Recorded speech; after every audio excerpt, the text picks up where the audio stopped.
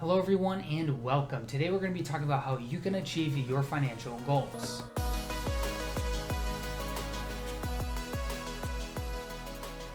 First, I want to identify strategy versus tactics. Strategy is the overarching plan that you have to achieve your goal, while tactics are the individual elements that support the strategy. Now, if you want to hear more on tactics, go ahead and check out my video called How to Budget, because today we're going to focus primarily on the overarching strategy. First, you want to clarify your goal. This may sound really obvious and almost too obvious, but the reality is you want to spend quality time thinking through what your goals are going to be and what it's going to take to attain them. It could take years, it could take significant portions of your paycheck to get to the goal, so you really want to sit down and think through what are all the elements that are going to be in play to get to the finish line. Now, if you're married or you have a significant other, they definitely need to be involved in the conversation because they're going to be right there with you, helping you along the way. And for me and my wife, we think very differently. I love finances, she hates them, but we have to come together and agree, this is going to be our goal, this is how we're going to, or these are the elements that we're going to put into place to attain the goal, and this is what it's going to look like. So we're both fully in agreement on how we're going to get to the finish line. So you need to really sit down and think through what is it going to take. The second item you want to think through is mapping out what it looks like in real life, mapping out that strategy.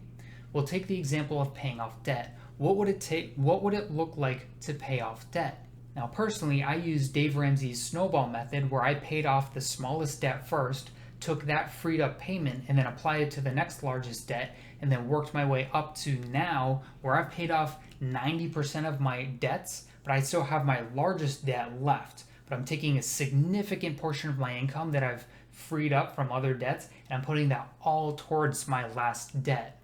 So that's one tactic that you can use to support your strategy of paying off your debt. Now, first, when it comes to mapping out your strategy, you want to first assess what your income looks like. And once you've assessed what your income looks like, take from there and see, are there any dollars that you can apply directly towards your goal? That is where you should begin, and that'll be the easiest to identify. Now, you might need to adjust your lifestyle a little bit. Say you're going out to eat multiple times a week, maybe tailor that back, and maybe only go to eat once a week, or whatever the case is in your scenario. Tailor your current budget so that you can free up dollars to put towards your goal. Personally, I use a tool called YNAB. It's YNAB, stands for You Need a Budget. That budgeting tool has really helped me identify what dollars in my income can I put towards a goal. I map out every single dollar so I know exactly what each dollar is going towards, so I know exactly how many dollars I have to put towards my goal. Second, you want to look for ways to free up some of your income to, again, put towards your goal. One way I did this was finding a phone plan that was significantly cheaper than most. As of right now, it's April 2020, and I'm only paying $29, and I only paid $29 last month for my phone plan. Now, that's because we're under the coronavirus, and with my phone plan, I only pay for what I need, and I didn't use a whole lot, so I'm only paying $30 this month. So that freed up a tremendous amount of money for me to put that extra amount towards my goal. So first we talked about identifying dollars in your current budget that can support your goal. Then we talked about what are areas in your budget that you can reassess, like your phone plan or whatever the case is. Maybe cut a couple of subscriptions. What are areas that you can reassess in your budget that can support your goal? And third, look for ways to earn more money. Create another revenue stream that can help support your goal. I did this by starting a lawn care company. I work in an office every day, I'm an analyst, but when I get home at night, I'm mowing other people's lawns. 3 years ago I started this. My only customer was my 94-year-old neighbor. His family would pay for me to come over and cut his lawn, and I was trying to grow my business, but he was my only customer. And at the time, he asked me, he's like, son, am I your only customer? And I knew right then I had terrible marketing because I had gone all summer, I only had one customer. But that business grew, and last summer, I had way more accounts that I was handling, and I was bringing in a lot of extra cash. Now this summer, it's not even summertime yet, it's the springtime still, and I've already been getting phone calls from neighbors just in my own development asking for work to be done. I've done no marketing this year at all, and I'm already getting a lot of business. So it started 2 summers ago, one customer, hustled last summer to get some more customers, and now everyone around me knows what I do, so they're all asking. And again, no marketing needed. I'm already getting that extra cash flow. And I did that to support my goal. So I have my overarching strategy of paying off debt right now. And these are different elements that I put into place to support that strategy. This is all a part of my plan. I'm focused on my goal, and everything that I'm doing is supporting that goal. Now, one caveat I want to take here, and something my wife pointed out, was don't hold your breath for too long. You don't want to put every single dollar towards your goal because you don't want to stop living today just to get to the finish line. You want to be able to breathe and have a life. Life doesn't have to be terrible on the journey to get there. You can make life enjoyable. Just regulate your spending. If I'm spending a ton on coffee, I'm going to tailor that back. I'm not cutting coffee completely out of my budget, but personally, I've literally just cut my coffee consumption back to where I may be making coffee at home a lot cheaper and going out for coffee a little less versus buying coffee all the time. But again, don't hold your breath forever. This is a marathon, it's not a sprint. So you want to make sure that your quality of life is still good, but making sure you're still really intentional about hitting that goal. My wife and I went through a period of time where we were so focused on paying off debt, we pretty much weren't living.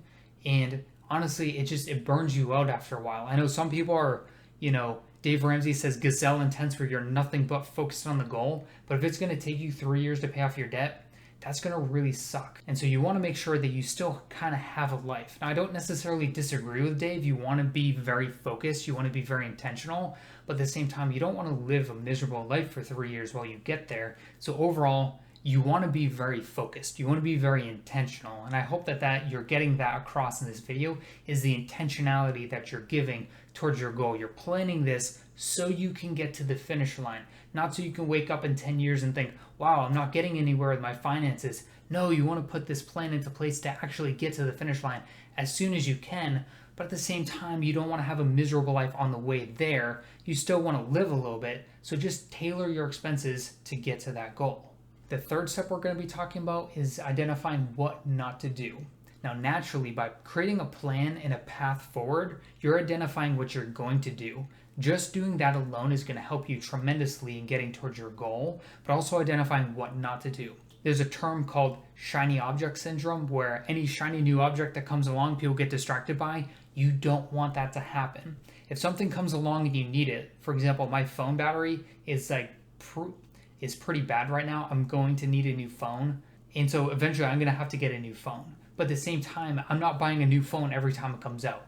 You want to stay focused. And by having that plan, it gives you a path to focus on. So make sure you're not veering off from that path. And you want to make sure you're not veering off even for good intentions. For example, right now we're dealing with the coronavirus, and everything in my news feed and friends and family are all telling me now is the time to invest.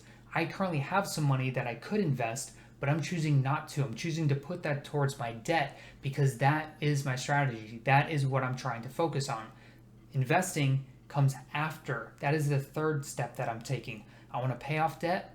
I want to then buy a house. I want to then invest. So if I start investing right now, it's totally mixing up my strategy. Even though it would be the best intentions to invest now because it is a good time to invest, even though it's a good idea, it doesn't fit in the plan, so I'm not going to do that. I'm taking my money and I'm putting it towards my current goal. And that highlights the importance of, number one, identifying your goal and really thinking through, is this a solid goal that you really want to achieve and you've laid out a plan to achieve it? Because if it's not a solid plan, something like a good intention of investing comes along, you're going to jump right off the plan. I'm going to be totally honest with you guys and say that I almost jumped off this plan not even a month ago. There's a house in my neighborhood that came up for sale. I'm currently renting, and my wife and I really were looking at the house to possibly buy. And we thought, okay, we know our goal is to pay off debt and the house is going to come next, but what if we just try? It completely flatlined. We had just taken all of our tax return money and applied it towards our debt. So that was a couple $1,000s that we could have had for the house, but again, our goal was to pay off debt, so we put all of our money towards debt. So we didn't have anything for a down payment. And when we went to get pre-approved, it was really hard to get pre-approved because we had nothing to work with. And we recognized that was the shiny object in our life where we literally saw, hey, here's a new home. Let's go over here. It's not part of our goal, and it didn't work out for us at all. And we recognized right away, why did we even try doing that? That was probably the worst decision we could have done because it totally distracted us for that period of time. And it wouldn't have worked out anyways. It wouldn't have worked out for us financially to get into the house. Even though it seemed exciting at the time, it just wasn't a good idea. So just want to be honest with you there that I'm a human. I make mistakes. And even though I'm telling you guys, hey, don't do this, I'm even experiencing it for myself, and I'm recognizing that's what you don't want to do. We're back on our path. We're back focused on paying off debt. And the fourth element of planning out your strategy is maintaining consistency.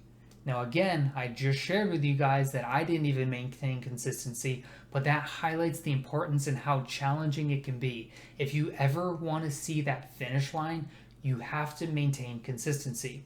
Personally, my wife and I were about $80,000 in the hole, and we're nearing the finish line, and we're going to be there probably by the end of this year, and it's taken us a while to get there. So we want to get there, but it took a long time of focusing, paying off those smaller debts, then paying off the larger debts, and then focusing on what is now our largest debt and just putting everything towards that. But it took consistency to get there. And even though we almost tried buying a house, we refocused our energy and said, no, we need to focus on paying off our debt. So I would just emphasize maintain consistency during this period of time.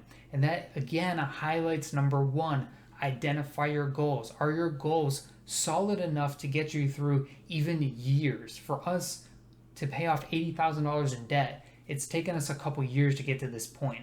But our goal was solid enough from the beginning. It was a sound goal to have. We really wanted this to happen.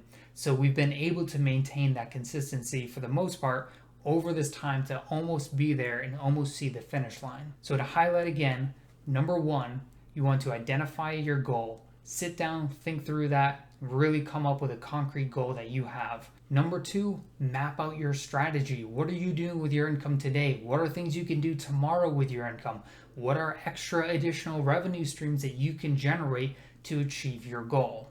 Number three, identify what not to do. Avoid those shiny objects, even if they're small, even if they're large. I would highly encourage you to really focus on just keeping on that path and not diverting either left or right. Just stick to what you have planned for. Four, maintain that consistency. This is a slightly different context, but Warren Buffett is known for saying no to almost everything that comes his way.